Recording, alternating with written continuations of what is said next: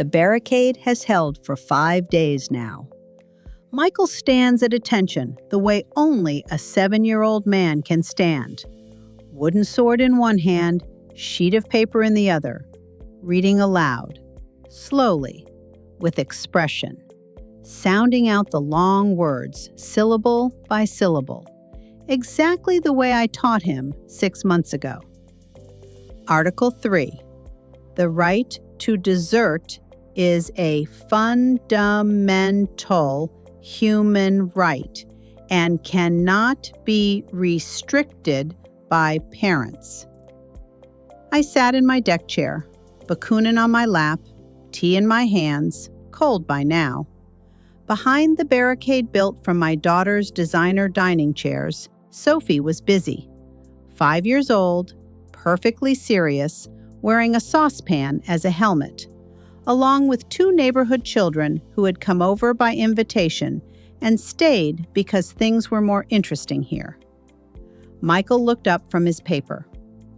Negotiations on Article 3 have reached an impasse. Don't give up dessert, I said. It's their last card.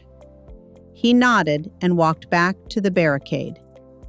Over the fence, Dorothy Payne was watering her flowers. She had watered them an hour ago. Margaret, did you teach them, miss? Dorothy, I'm simply not interfering with their self-expression, as I was asked. The front door banged, heels on the wooden path, quick, rhythmic, with that particular sound Olivia makes when she already knows she's going to be angry. Mom, they've declared a hunger strike. Caitlin says it's a normal expression of autonomy, and Daniel says to call you because this is obviously your doing, and Dad is just sitting in the kitchen and... Mom, are you listening? I took a sip of tea. I'm listening, Olivia. My name is Margaret Holloway. I'm 63 years old. For 32 years, I taught other people's children to read, to think, and to ask uncomfortable questions. Comfortable questions, anyone can ask those. Uncomfortable ones take character. My own daughter, it seems, I didn't teach quite thoroughly enough. I'm correcting that now. Please like and subscribe. It matters. And now I'll tell you how we got here. It started 3 weeks before the barricade. Olivia called on a Tuesday morning. She didn't say hello. She never does when she has an agenda. Mom, I have wonderful news. I found someone extraordinary for the kids, a specialist, Caitlin Moss. She has a degree in childhood development from Westfield. She's certified in 3 progressive methodologies, and she genuinely believes in child-led learning. I think this is exactly what Michael and Sophie need. They seem to be doing fine. Mom, fine is not enough. Fine is what we settled for in your generation. We want them to thrive, to develop authentic selfhood, to understand their own emotional landscape before they're forced to navigate the world's. I looked out my kitchen window. Edward was in the garden, kneeling by his tomatoes. He had been kneeling by those tomatoes for 40 minutes. This is what Edward does when Olivia calls. He goes somewhere quiet and does something with his hands. And where do I fit into this picture? A pause. The particular kind of pause Olivia uses when she has already decided the answer and is now selecting the gentlest packaging. Mom, you're wonderful with them. You know that. But your methods they're from a different time. Caitlin has the training, the framework, the research behind her. I just think it would be better for everyone if you let her lead and you supported from a distance. Supported from a distance, I repeated. Yes, think of yourself as a consultant, emeritus. You've earned the rest. Edward looked up from his tomatoes. He couldn't hear the conversation, but he read my face the way he has read it for 38 years, and he went back to his tomatoes without a word. I had taught 147 children to read. I had held their terrified hands on the first day of school and sent them off steady on the last. I had read Tolstoy to a classroom of 8-year-olds who sat with their mouths open because no one had ever trusted them with a real story before. I had retired with a plaque on the wall of Jefferson Elementary that said, Mrs. Holloway, who made us love words, emeritus. Of course, Olivia, whatever you think is best. She arrived on Thursday. Caitlin Moss, 24 years old, hair in a neat bun, canvas tote bag printed with the words, Curious Minds Grow.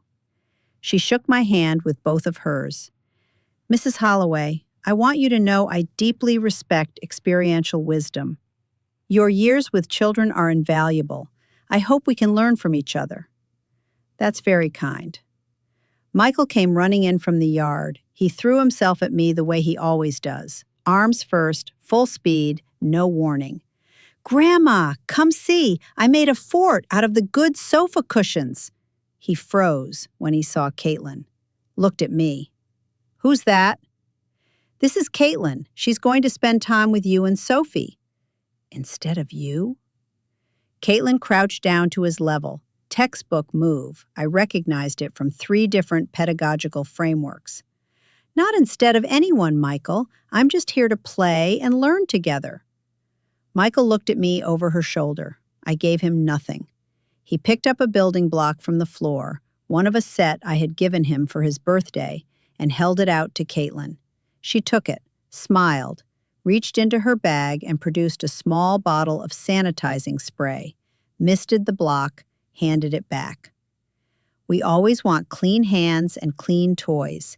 It helps us stay healthy and focused. Michael stared at the block, then at me. Grandma, are you contagious? That was the moment I understood exactly what kind of war this was going to be. The first week I watched. Caitlin established zones. The living room was divided into a calm corner, a creative space, and what she called an emotional processing area. 3 floor cushions arranged in a triangle near the window where my mother's bookshelf used to stand. The bookshelf had been moved to the hallway. The lower shelves were creating what we call stimulus overload for Sophie. All those spines, all those colors, all that implied obligation to engage. Children need visual breathing room. Anna Karenina, Crime and Punishment, the complete works of Tolstoy in 4 volumes. Implied obligation to engage. I moved them to the hallway without a word. Edward watched from the kitchen doorway. When I passed him, he said nothing, just handed me my cup of tea and went back to reading the newspaper he had started reading in the kitchen ever since the living room became an emotional processing area. That night, I sat at the kitchen table and thought about a boy named Patrick Hennessy, who had been in my class 20 years ago. 8 years old, couldn't sit still, couldn't focus, the kind of child that other teachers described as difficult. I had put the Jungle Book in his hands one October afternoon and watched him go completely still for the first time anyone could remember. He read for an hour and a half. He read the whole book in 4 days. He went on to study English literature at Boston College. Stimulus overload. Dorothy caught me in the yard the next morning. I saw the girl moving your books, the one with the tote bag. She's reorganizing. Looked like she was reorganizing you right out of your own living room.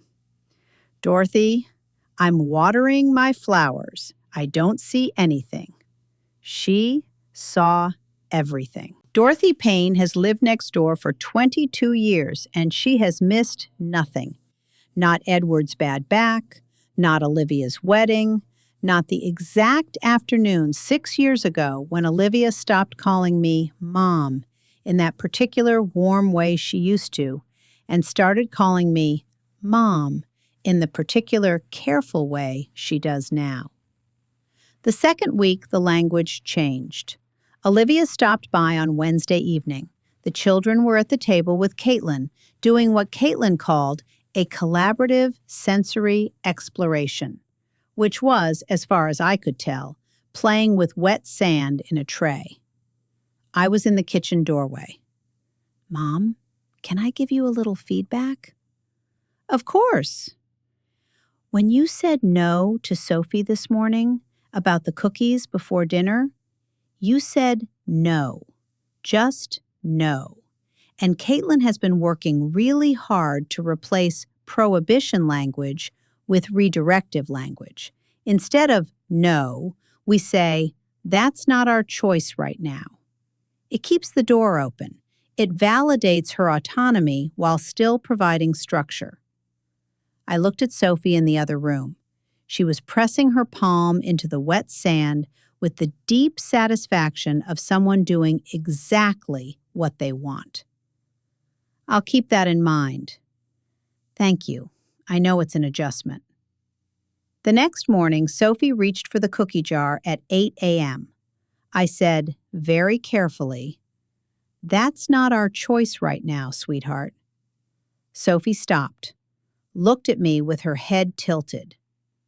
"Grandma, are you okay?" Michael appeared in the doorway. "She's doing the new talking. Mom said Grandma has to do the new talking now." Sophie considered this, reached for the cookie jar again. "But I want a cookie." "After breakfast."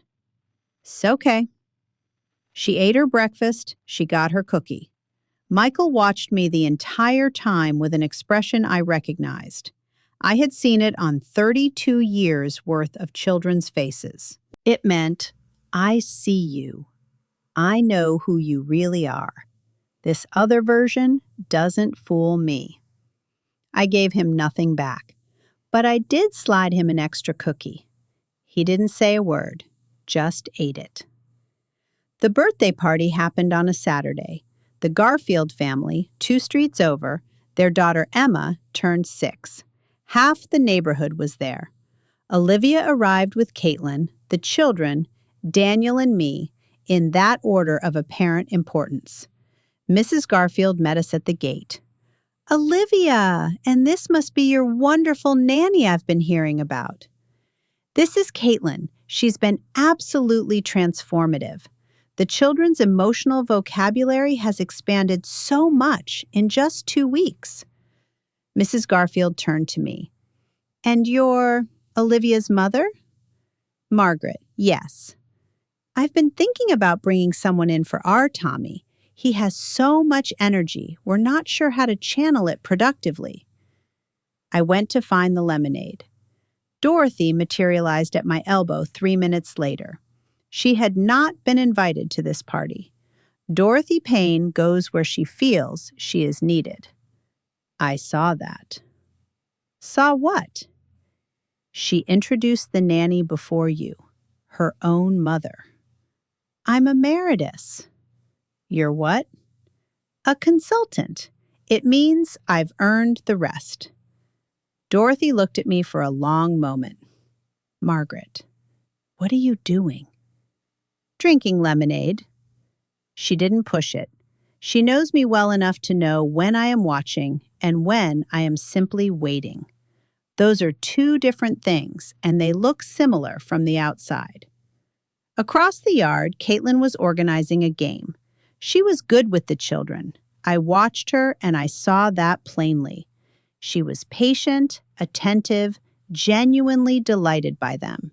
She crouched to their level when she talked.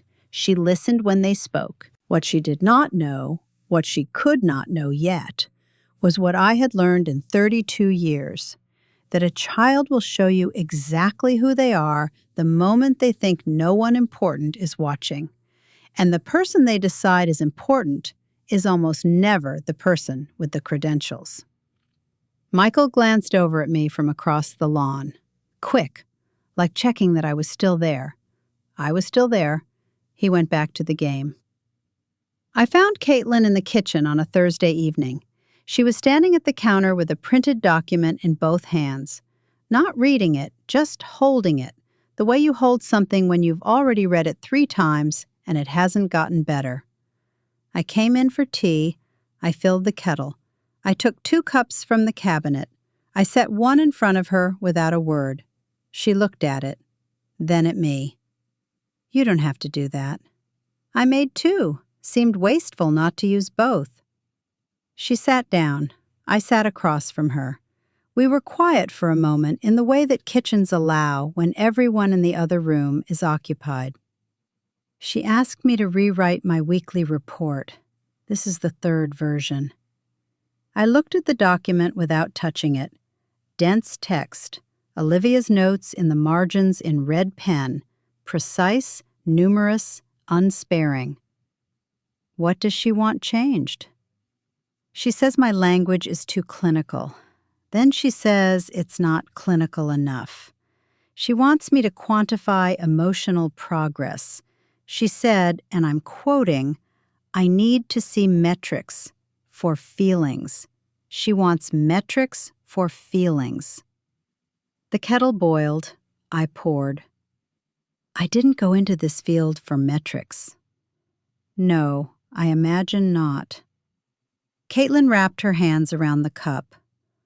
I want you to know I wasn't trying to be dismissive that first day with the block. I know. She told me to. I mean, she didn't say it exactly like that. She said in our intake meeting that the children were accustomed to an environment with limited awareness of hygiene protocols, and that I should establish new norms gently but consistently from day one. I thought she meant, I don't know what I thought she meant. She meant me. Caitlin looked at her tea. How do you do it? How did you do it for so long? I considered the question seriously, the way it deserved. I taught other people's children. My own, I didn't do as well. A pause. Outside in the yard, Edward was deadheading the roses. He does this in the evenings when he needs something to do with his hands that isn't arguing. What's the book? The one her whole philosophy is based on? Caitlin blinked. Rooted and Rising, Dr. Pamela Shore. Why? Just curious. I was not just curious. I had read Rooted and Rising the week before, on the recommendation of no one. I had simply found it mentioned in one of the parenting blogs Olivia had left open on the kitchen tablet, and I had read it in 2 evenings with the particular attention I gave to things I intended to use. Dr. Pamela Shore had interesting ideas. She also had several ideas that, when applied without judgment to real children with real personalities, would produce precisely the situation I was currently watching unfold in my backyard. I did not say any of this to Caitlin. I refilled her tea. She told me today that I give the children too many choices. I should offer 2 options, not 3. Too many creates decision fatigue. And what did you say? I said I'd adjust. Good. Caitlin looked at me. You don't agree. I didn't say anything. You have a face. I have several. This one means nothing at all. She almost smiled. First time since she'd arrived, as far as I could tell. Outside, Edward looked up from the roses, saw me through the window, and gave the smallest possible nod. The nod that means, I see you, I know what you're doing, please be careful, and went back to the roses. I gave him nothing back, but I thought, soon. Michael asked me on a Friday afternoon what anarchism was. We were in the yard. He had been watching me read for 20 minutes with the focused patience of someone building toward a question. I put down Bakunin. Where did you hear that word? From your book. I read the back cover. It said Bakunin was the father of anarchism. What's a father of something? Someone who started it, created the foundation others built on. Like how Dad started our family? In a sense. So what is it? I thought about how to explain this to a 7-year-old. Then I thought, he is 7, not 4, and I have never believed in talking down to children. It is the single fastest way to lose them.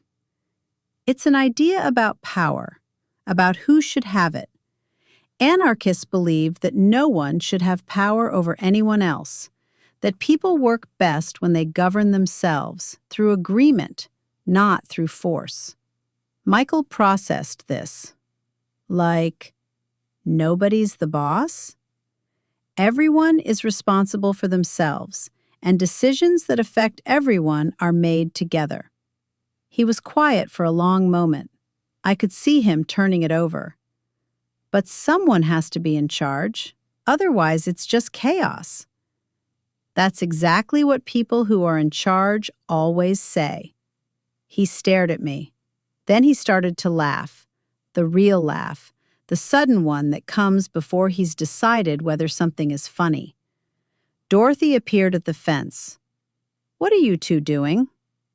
"Political philosophy," said Michael. Dorothy looked at me. "Margaret?" He asked. The Republic was founded on a Sunday. I was not present at the founding. I was in my deck chair with Bakunin and cold tea, which is where I have been most mornings since being named emeritus. Michael had called a meeting. I heard him through the window. And by the time I came outside, there were 4 children in the yard, a flag on the barricade, and a constitution being drafted on 3 sheets of lined paper. The Constitution contained 5 articles. I had suggested the concept of articles the day before when Michael asked how you write down rules so people have to follow them. Article 1. All members of the Republic have equal votes. Very solid. Article 2. Dessert is not a reward, it is a right. That's the controversial one. Be prepared to defend it. Article 3. The right to dessert is a fundamental human right and cannot be restricted by parents. You may want to cite a source for that. You're the source. Then I recommend attributing it to unnamed expert witnesses. Keeps things cleaner legally. He wrote this down. Sophie came and stood next to me. She was wearing her saucepan helmet and carrying a stick. "Grandma, I'm the general." An important position. Michael says anarchists don't have generals, but I want to be a general. You can be an autonomous military consultant. Sophie considered this. Okay. Dorothy was at the fence again. She had abandoned all pretense of gardening and was simply standing there, watching, with the expression of someone at a theater who has paid for a ticket and intends to get their money's worth. "Margaret, Olivia is going to lose her mind." Olivia asked me not to interfere with their self-expression. That's not what she meant. That's what she said. Inside the house, I could hear Caitlin, patient voice, redirective language, trying to explain to Michael that his constitutional assembly was taking place during what was scheduled as collaborative, quiet reflection time. Michael listened to her with great courtesy and then explained, in the measured tones of someone who has been taught to articulate his reasoning, that quiet reflection time conflicted with the foundational meeting of a sovereign democratic entity, and that he would like to table the discussion for after the vote. Caitlin came outside. She stood next to me for a moment, watching the Constitutional Assembly in progress. He used the word table correctly, in the parliamentary sense. He's been listening. To what? To everything. Edward came out of the back door with 2 mugs of coffee. He handed one to me, looked at the barricade, looked at the flag. Free Republic of the Sandbox. He looked at me. Your work? They drafted it themselves. I was emeritus.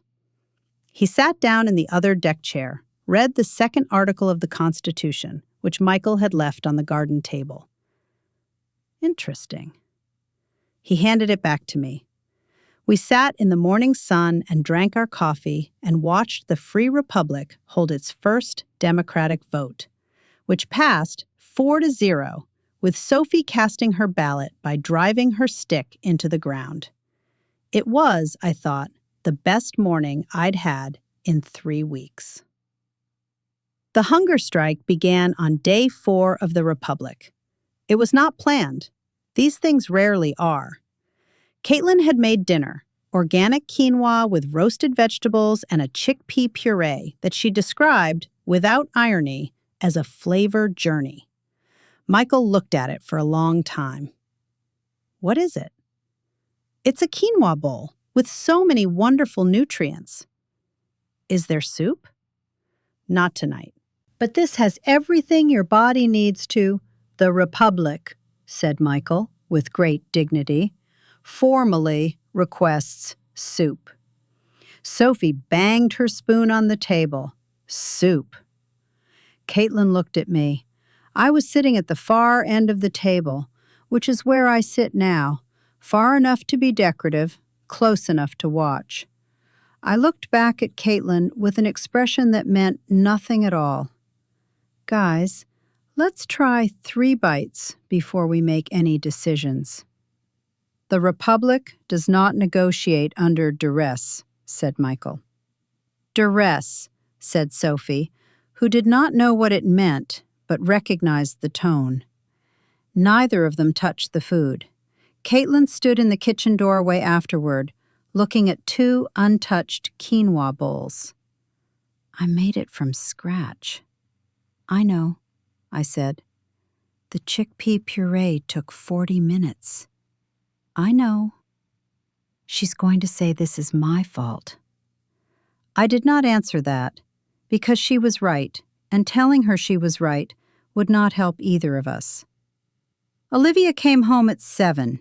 She looked at the bowls, she looked at the children, she looked at Caitlin. What happened?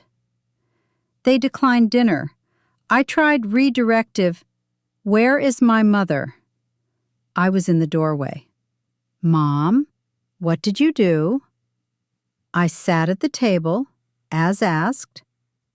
You taught them to do this. I taught them to read and to think. The thinking they did themselves. This is sabotage. The word landed differently than she intended.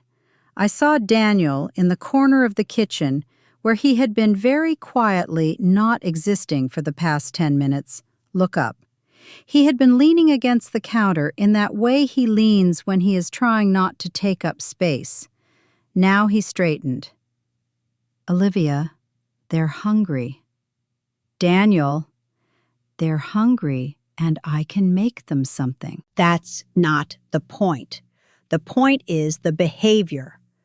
The behavior is hunger. She turned to face him fully, and for the first time in the 3 weeks since Caitlin had arrived, and possibly for a considerable time before that, Daniel Chandler did not look away. I'm going to make them soup. Olivia said nothing. Daniel went to the refrigerator. He had been watching Edward in the kitchen, quietly, for 3 weeks. The way Edward moves around a kitchen, the way he makes things without announcing that he's making them, the way he sets food on the table and simply says, "Here." I had noticed Daniel watching. I had said nothing. He found the stock, he found the vegetables. He knew where things were because he lives in this kitchen too, even if he has been living in it apologetically. Edward appeared in the doorway from the garden, assessed the situation in approximately 4 seconds, went to the cabinet for 2 bowls, and set them on the table in front of the children without a word. Michael looked up. Is this the soup? It's the soup, said Daniel. The children ate. The quinoa bowls sat on the counter. Caitlin looked at them for a moment. Then she began, methodically, to wrap them in foil. Her hands were steady. Her face was very still, in the way that faces are still when the person behind them has understood something they were not expecting to understand tonight. Olivia watched Daniel at the stove. I watched Olivia. Olivia found me on the back porch that night. The children were in bed. Daniel was somewhere else. I heard him on the phone, quiet, in the study. Caitlin had gone home 2 hours earlier. Edward was asleep in the chair by the window, the newspaper across his chest. Olivia stood in the doorway. She was still dressed from work. She hadn't changed. She had her arms crossed, but not the way she crosses them when she's angry. The other way. She sat down in the other deck chair. We were quiet for a while. I don't want to fight. Then let's not. You know I'm not doing this because I think you're stupid or old or I know people think that's what this is about. What is it about? A long pause, the kind that means the real answer is in there, but the person hasn't decided yet whether to let it out. I was afraid when Michael was born. I was so afraid of getting it wrong, of the things that were done wrong with us, the things I carried. I said nothing. I knew which things she meant. We had never named them directly, Olivia and I. We have circled them for years, politely, like two people being careful around furniture in a dark room. I found Caitlin's book, Rooted and Rising, and it felt like someone had written down all the things I'd wanted to fix about how I grew up. And I thought, if I do this right, if I follow the framework, then my kids won't carry those things. What things did I do wrong? She looked at me. You were always so certain. You always knew the right answer. And when I didn't know it, when I failed a test or made a bad choice or just felt wrong somehow inside, you had a quote. You always had a quote. Tolstoy, Chekhov, whoever. And the quote was right. And I was... She stopped. You were what? Small. I felt small. I sat with that. I am a person who has always had a quote. It is both my gift and, apparently, my failure. I gave my students Tolstoy because I believed stories were the closest thing we have to someone else's life. I gave Olivia Tolstoy because I did not know how else to reach her, and I genuinely thought, that the right words at the right moment were the same as comfort. They are not. I'm sorry, I said. I didn't know. She looked at me, surprised, I think. She had come here prepared for an argument, and I had handed her something else. I'm not saying everything Caitlin does is wrong. I know. Some of it is wrong. The metrics, that was something, yes. And the soup. I knew about the soup. I just wanted to hold the line. Yes. Even when the line had already moved. She was quiet. Tolstoy wrote, I said, and she made a small noise. And I said, I know, bear with me. He wrote that all happy families are alike. I've been thinking about that lately. I think he was wrong. I think happy families are all different. They just have this one thing in common. They figured out how to tell each other the truth without burning the house down. Olivia looked at the yard, the deck chairs where the barricade had been, the dark shape of the sandbox. The kids love you. I know. Even when you teach them anarchism. Especially then. She almost smiled, not fully, but almost.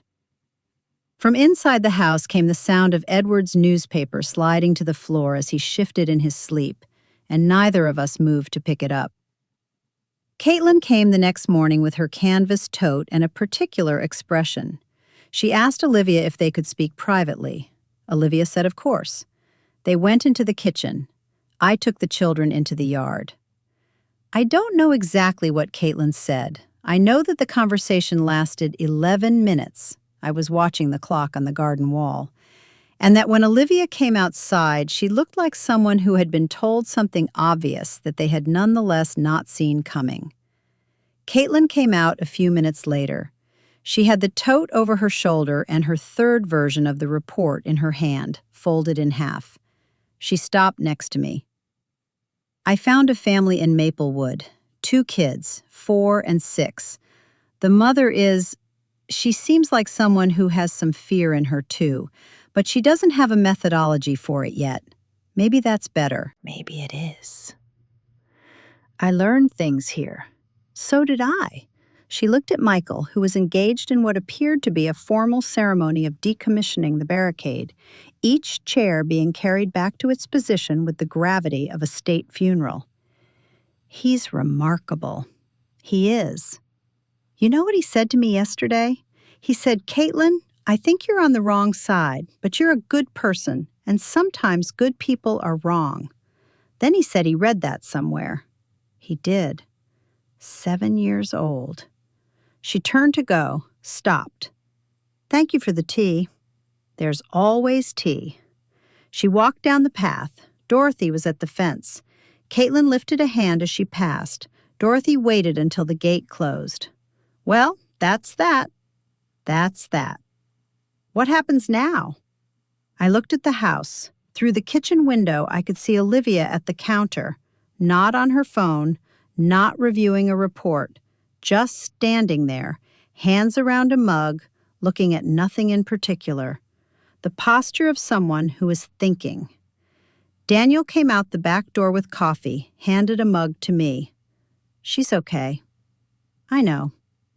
She does everything from a place of, she just gets scared, and then she builds a system around the fear, and then she defends the system instead of looking at the fear. I looked at him. In 3 weeks, I had not heard Daniel say anything that long or that considered. "When did you figure that out?" "A while ago. I didn't know how to say it without it becoming a thing." "And now?" He looked at the kitchen window, at Olivia. "Now I made soup. It seemed like a start." Inside, Edward appeared next to Olivia at the kitchen counter. He didn't say anything. He refilled her coffee. She leaned her head briefly against his shoulder. 1 second, no more, and then straightened. He went back to his newspaper.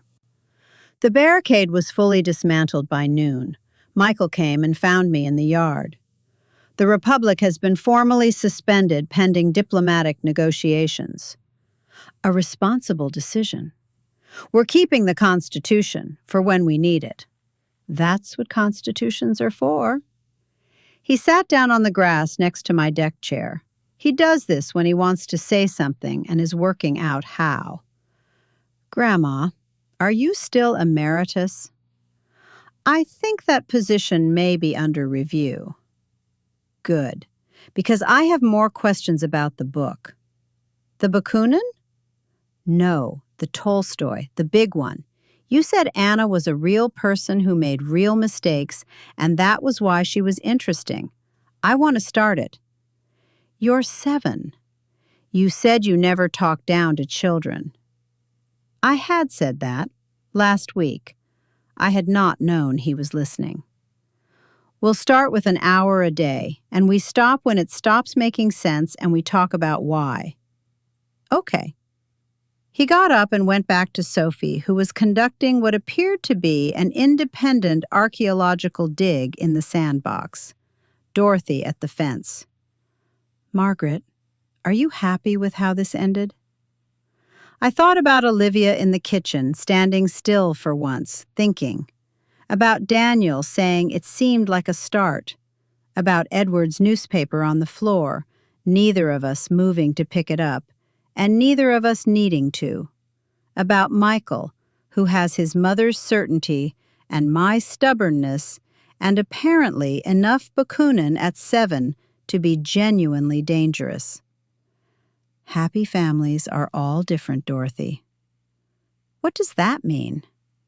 It means ask me again in a year. Soup for dinner that night. Nobody announced it. Daniel made it. Edward set the table. I sat at the end, not the far end, the regular end. The end where I have sat for 38 years.